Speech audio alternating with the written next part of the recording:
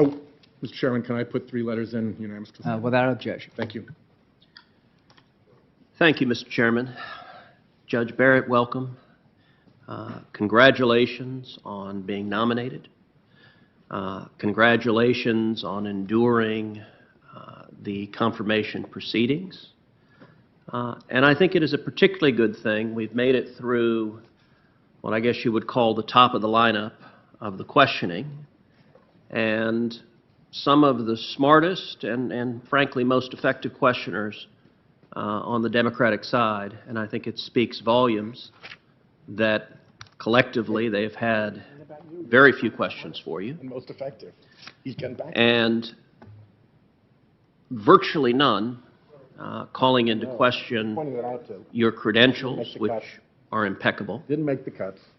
your record, and what I think has been an extraordinary life you've led. So that should be the source of great satisfaction in terms of the scholarly record and judicial record that you've spent a lifetime building. I want to start by asking you a question. Why is the First Amendment's protection of religious liberty, why is that important? Well, I think it's broadly viewed that the framers protected and ratifiers protected the free exercise of religion because, for reasons that we all know from history of persecuted religious minorities fleeing to the United States, that enshrining that protection, it was one of the Bill of Rights because it was considered so fundamental. And why does that matter to Americans? What difference does that make in anybody's life? Well, I think all of the Bill of Rights, each and every one of them, is important to Americans because we value the Constitution, including religious liberty. Well, how about the free speech protections of the First Amendment? Why are those important? So that minority viewpoints can't be squashed, so that it's not just the majority that can speak popular views. You don't really need the First Amendment if what you're saying is something that everybody wants to hear. You need it when people are trying to silence you. And how about the Second Amendment? Why is the right to keep and bear arms important? Well, we talked about Heller earlier this morning, and what Heller tells us is that the Second Amendment protects an individual right to bear arms for self-defense. Well, I think all of those rights, and I agree with you, the entire Bill of Rights is incredibly important to Americans. I also think what is really striking about this hearing today and also yesterday is that Senate Democrats are not defending what I think is really a radical agenda that they have when it comes to the Bill of Rights. And the topics they're discussing today have little bearing to the rights that are really at issue and in jeopardy at the Supreme Court. And so let's take a few minutes to go through them. First of all, we've had some discussion of Roe versus Wade. You have declined to give an opinion on a matter that might be pending before the court. That is, of course, the same answer that every single sitting justice has given when he or she was sitting in the same chair you are. It is mandated by the judicial canons of ethics. Whether one is a nominee of a Democratic president or a Republican president, that has been the answer that has been given to this committee for decades. But I do think it is interesting that our Democratic colleagues, number one, don't discuss what would actually happen if there came a day in which Roe versus Wade were overruled, which is namely that it would not suddenly become the case that abortion was illegal, but rather it would revert to the status of the law as it's been for nearly 200 years of our nation's history, which is that the question of the permissibility of abortion is a question for elected legislatures at the state levels and at the federal level. And it is difficult to dispute that there are a great many jurisdictions, including jurisdictions like California and New York, who, even if Roe versus Wade were no longer the law of the land, their elected legislatures would almost certainly continue unrestricted access to abortion with virtually no limitations. What I find interesting, though, is that our Democratic colleagues do not discuss what is really the radical position of the most liberal justices on the Supreme Court, which is that no restrictions whatsoever are permissible when it comes to abortion. Yesterday, one of the Democratic senators made reference to the case Gonzalez versus Carhart. I'm quite familiar with that case, and I represented Texas and a number of other states as amici in that case. That case concerned the constitutionality of the federal ban on partial birth abortion. That was legislation that passed Congress, was signed into law, that made the really gruesome practice of partial birth abortion illegal. Overwhelming majority of Americans believe partial birth abortion should be prohibited, even those who identify as pro-choice. A significant percentage of Americans don't want to see that gruesome practice allowed. Supreme Court, by a vote of 5-4 in Carhart versus Gonzalez, upheld the federal ban on partial birth abortion. That means there were 4 justices ready to strike it down, ready to conclude that you can't ban partial birth abortion, that you can't ban late-term abortion. And by the way, other restrictions that are at question include parental consent laws, parental notification laws. None of our Democratic colleagues want to talk about the justices they want to see on the court would strike down every single reasonable restriction on unlimited abortion on demand that the vast majority of Americans support. How about free speech? Well, we've heard quite a bit about free speech. The senator from Rhode Island just gave a long presentation, complete with lots of charts. I'll say a couple of things on free speech. First of all, our Democratic colleagues, when they address the issue of so-called dark money and campaign finance contributions, are often deeply, deeply hypocritical and don't address the actual facts that exist. Here are some facts. Of the top 20 organizations spending money for political speech in the year 2016, 14 of them gave virtually all of their money to Democrats, and another 3 split their money evenly. So only 3 of the top 20 gave money to Republicans. What did that mean in practice? That meant the top 20 super PAC donors contributed $422 million to Democrats and $189 million to Republicans. Those who give these impassioned speeches against dark money don't mention that their side is funded by dark money with a massive differential. The senator from Rhode Island talked about big corporate powers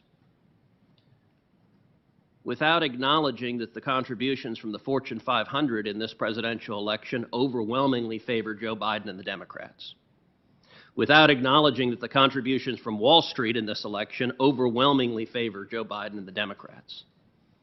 It's an awful lot of rhetoric about power.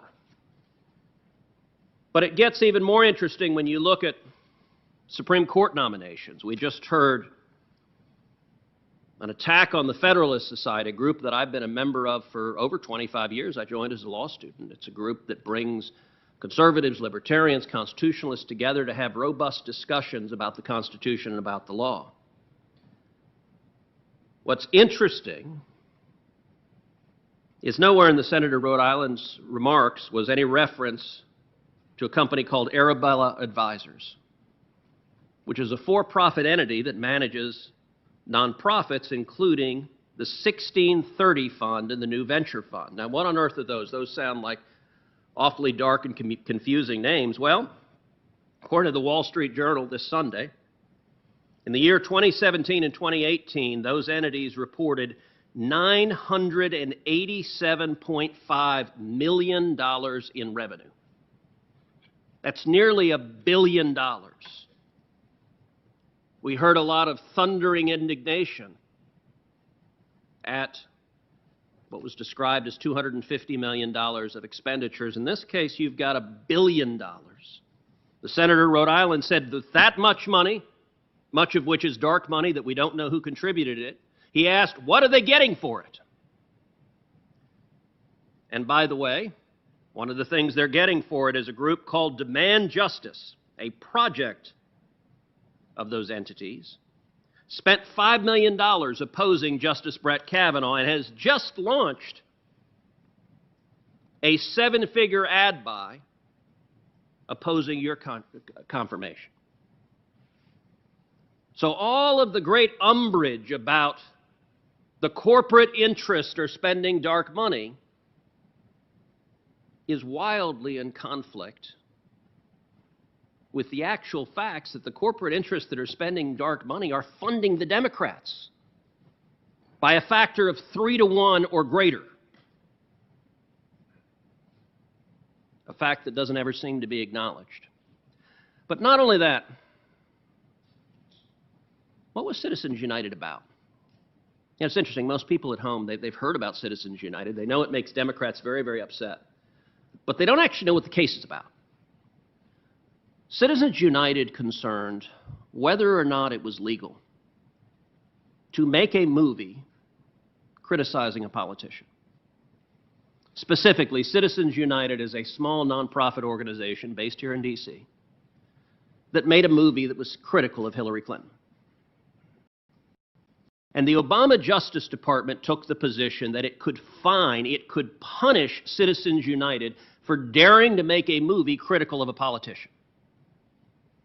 The case went all the way to the U.S. Supreme Court. At the oral argument, there was a moment that was truly chilling. Justice Sam Alito asked the Obama Justice Department, is it your position, under your theory of the case, that the federal government can ban books? And the Obama Justice Department responded, yes. Yes, it is our position that if the books criticize a political candidate, a politician, the federal government can ban books.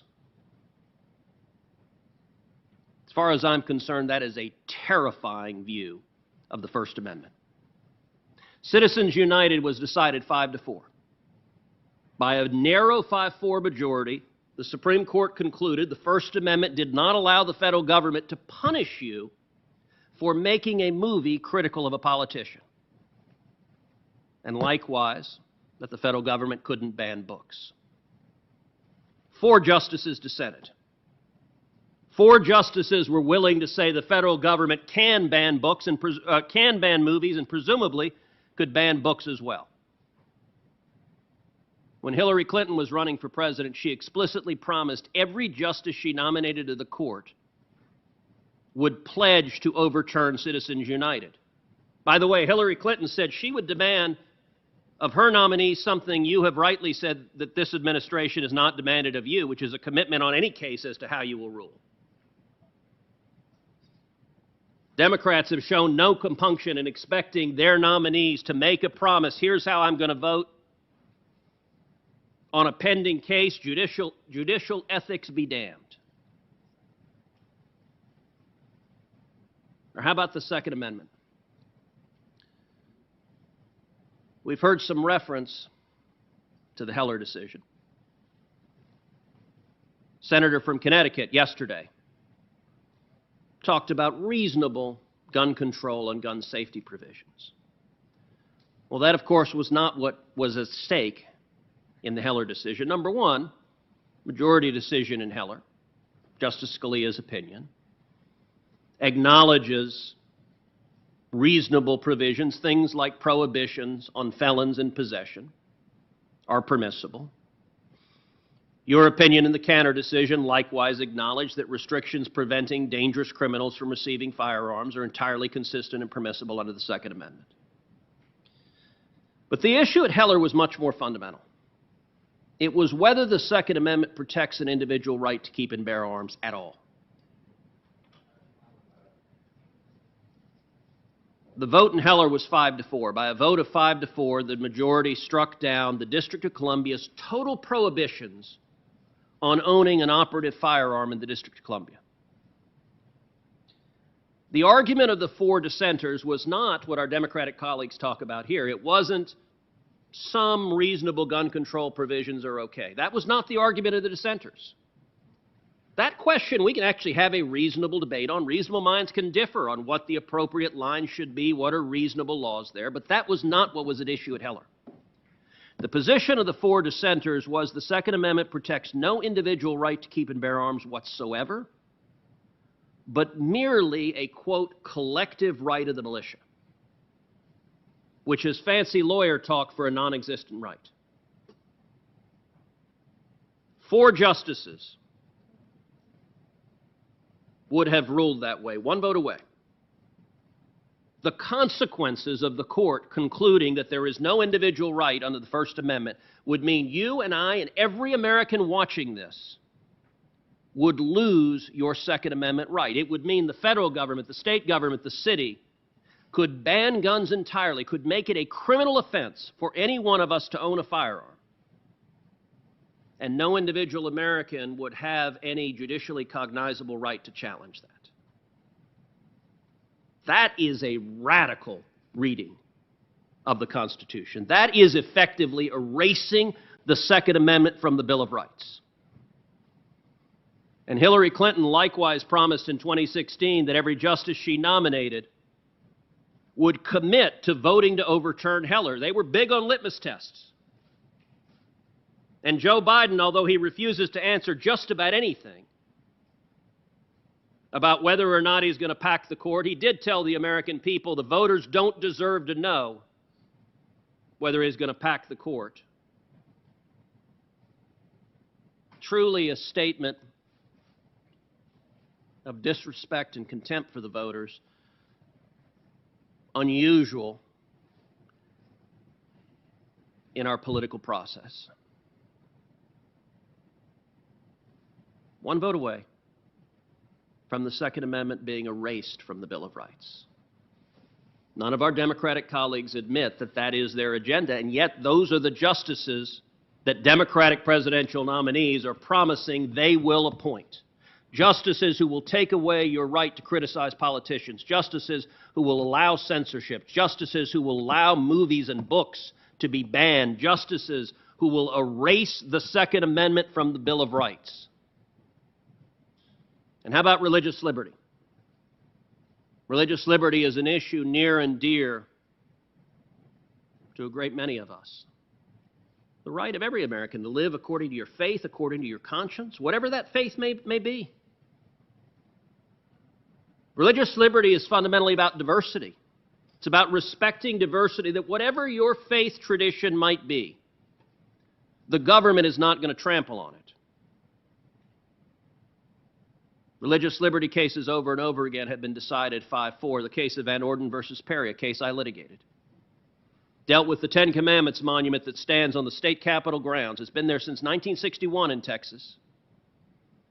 An individual plaintiff, an atheist, a homeless man, filed a lawsuit seeking to tear down the Ten Commandments. The case went all the way to the U.S. Supreme Court. It was decided 5-4. 4 justices were willing to say, in effect, send in the bulldozers and tear down that monument because you can't gaze on the image of the Ten Commandments on public land. Another case, the Mojave Desert Veterans Memorial. This is a memorial erected to the men and women who gave their lives in World War I.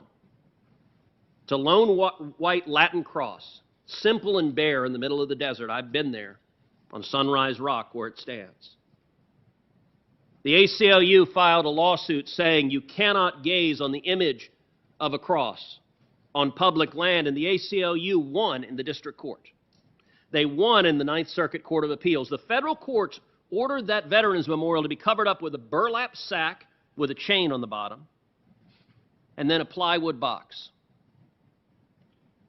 When the case went to the U.S. Supreme Court, I represented 3 million veterans pro bono for free, defending that Veterans Memorial. We won 5-4. There were 4 justices prepared to say, tear down the Veterans Memorial, and under the reasoning that they put forth, they were not far away from saying, bring out the chisels and remove the crosses and the stars of David on the tombstones of the men and women that gave their lives at Arlington Cemetery defending this nation. That is a radical view, and we're one vote away. That is utterly contrary to the text of the First Amendment, to the understanding of the First Amendment. When we argued the Ten Commandments case in the U.S. Supreme Court, there was more than a little bit of irony. And that, do you know how many times the image of the Ten Commandments appears in the courtroom of the Supreme Court? The answer to that is 43. There are 2 images of the Ten Commandments carved on the wooden doors as you walk out of the courtroom. You will soon be sitting looking at them. There are 40 images. And then, Judge Barrett, when you're sitting at the bench, above your left shoulder will be a frieze you know well, a frieze carved into the wall of great lawgivers, one of whom is Moses. He is standing there holding the Ten Commandments, the text of which is legible in Hebrew, as he looks down upon the justices, and 4 justices were willing to say, in effect, bring out the sandblasters, because we must remove God from the public square. That is a profound threat to our religious liberty, and I would note that it doesn't just extend to public acknowledgments. It also extends to religious liberty. The Little Sisters of the Poor, our Catholic convent of nuns who take oaths of poverty, who devote their lives to caring for the sick, caring for the needy, caring for the elderly. And the Obama administration litigated against the Little Sisters of the Poor, seeking to fine them in order to force them to pay for abortion-inducing drugs, among others. It's truly a stunning situation when you have the federal government litigating against nuns. The Supreme Court decided the Hobby Lobby case, another case routinely denounced by Senate Democrats. The Hobby Lobby case concluded that the federal government could not permissibly force a Christian business to violate their faith. It reflected the religious liberty traditions of our country, that you can live according to your faith without the government trampling on it. You know what this body did, I'm sorry to say? Senate Democrats introduced legislation to gut the Religious Freedom Restoration Act. Religious Freedom Restoration Act, when it passed this body, passed with an overwhelming bipartisan majority. Senate Democrats, including Chuck Schumer and Joe Biden and Ted Kennedy, all voted for the Religious Freedom Restoration Act. Democratic President Bill Clinton signed the Religious Freedom Restoration Act. And yet, in the wake of the Hobby Lobby decision, this body voted on legislation to just gut the protections for religious liberty. And I'm sorry to say, every single Senate Democrat voted to do so. Not a single one, 0, would defend religious liberty. Joe Biden has already pledged, if he's elected, he plans to initiate again the attack on the Little Sisters of the Poor. You know, it's interesting, folks in the press like to talk about Pope Francis. And on some issues, Pope Francis has been vocal when it comes to the environment, when it comes to issues concerning immigration. The Pope has been vocal on issues that our Democratic colleagues like and agree with. The press is happy to amplify those views. Somehow missing from that amplification is acknowledgement that when the Pope came to the United States in Washington, he went and visited the Little Sisters of the Poor. Here in D.C., he went to their home here in D.C., and the Vatican explained he did so because he wanted to highlight their cause. That the federal government shouldn't be persecuting nuns for living according to their faith. That's what's at stake in these nominations. And you won't hear any of that from the Senate Democrats on this committee. That's why their base is our fundamental liberties, I believe, is the most important issue facing the country in the November elections. And I think for those of us who value those rights, we should take solace in the fact that not a single Democrat is willing even to acknowledge the radical sweep of their agenda, much less defend it. They know it's wildly unpopular, and look, right at the heart of this is a decision many Democrats have made to abandon democracy. You see, most policies like Obamacare, policies like health care, most policies under our constitutional system are meant to be decided by democratically elected legislatures. Why? So they can be accountable to the people. So if the voters disagree, they can throw the bums out. But too many Democrats have decided today that democracy is too complicated. It's too hard to actually convince your fellow Americans of the merits of your position. It's much easier just to give it to the courts. Find 5 lawyers in black robes and let them decree the policy outcome you want, which makes your radical base happy, presumably makes the millions, if not billions, in dark money being spent for Democrats happy, without actually having to justify it to the American people. Judge Barrett, I'm not going to ask you to respond to any of that. But I do want to shift to a different topic, which is a bit more about you personally, your background. Judge Barrett, do you speak any foreign languages? Once upon a time, I could speak French, but I have fallen woefully out of practice, so please don't ask me to do that right now. You can be assured of that, because I had 2 years of high school French, and I suspect yours remains much better than mine. How about music? Do you play any instruments? The piano. Do you? How long have you played the piano? Well, I played the piano growing up for 10 years, and now most of my piano playing consists of playing my children's songs for them and supervising their own piano practice. I look forward one day when I have more time to be able to choose some of my own music. Now, do the kids do piano lessons as well? The kids do piano lessons. Some of the older ones who are in high school have gotten so busy with sports and those things that they've stopped, but the younger children do. Our girls are 9 and 12, and they both do piano lessons, and I will say, at least in our household, it is less than voluntary. One of the things Heidi and I found, particularly the last 6 months during COVID, which has been an extraordinary crisis, is just with 2 kids at home, that doing distance learning when schools were shut down was really hard for us with 2 children. For you and your husband, you've got 7 kids. How did y'all manage through the lockdowns and distance learning? What was that like in the Barrett household?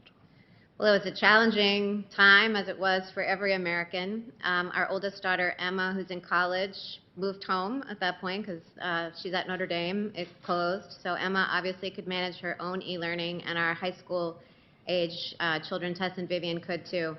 But Jesse and I just tried to take a divide and conquer approach for the younger 4. And yeah, it was quite challenging, I assure you.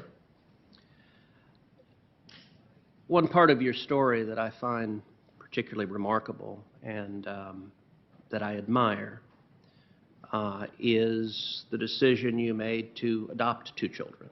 You and your husband had 5 biological children, and you adopted 2 more. Both of your adopted children are from Haiti.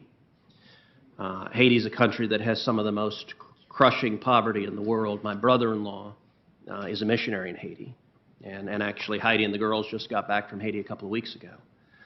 I was curious if you would share with this committee and with the American people what led you and your husband to make the decision to adopt. It's I think, one of the most loving and compassionate decisions any family can make. When Jesse and I were engaged, we met another couple who had adopted, in this instance it was a couple who had adopted a child with special needs. And then we also met another couple who had adopted a few children internationally. And we decided at that point, while we were engaged, that at some point in the future, we wanted to do that ourselves. And I guess we had imagined initially that we would have whatever biological kids that we had decided to have and then adopt at the end. But after we had our first daughter, Emma, we thought, well, why wait? So I was expecting Tess when we went and got Vivian. So she and Tess function, we call them our fraternal twins. They're in the same grade. And it really has enriched our family immeasurably. And, you know, once we had adopted Vivian, at that point, then we made the decision that we definitely wanted to adopt again. And so several years later, John Peter entered our family. So your children have been wonderfully well behaved. I think you're an amazing role model for little girls. What advice would you give little girls? Well, what I'm saying is not designed, my brother now has left, I was just thinking of what my dad told me before the spelling bee about anything boys can do, girls can do better. And since my sons are sitting behind me, I'll also say, but boys are great too. Thank you. Thank you. Senator Klobuchar. Thank you very much, Mr. Chair. Welcome again, Judge. Since I have the draw to always follow Senator Cruz, I did want to make one thing clear after listening to that for a half hour, that Joe Biden is Catholic and he is